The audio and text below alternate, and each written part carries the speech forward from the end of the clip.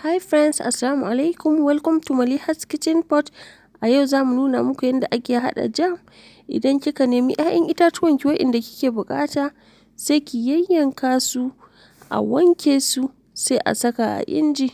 Kina sakawa a inji ko kuma dutsen markaɗe idan babu abin niƙawa na wuta kenan. Ko ma dai menene da zai mai da shi gari ya niƙe shi luƙui-luƙui, ya markaɗa shi, to sai ki saka a ciki. Daga nan sai a niƙa a tace shi kamar yadda kuke gani.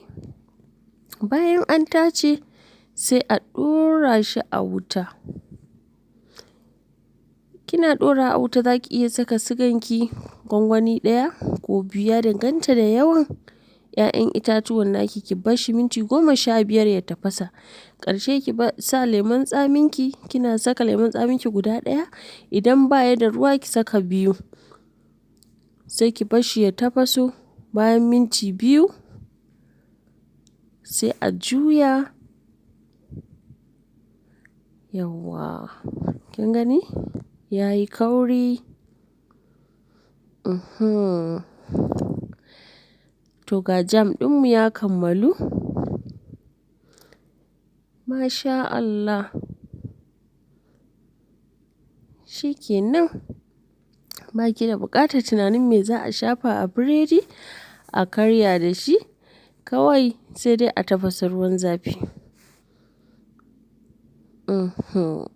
Wow. Tabarakallah. Masha Allah.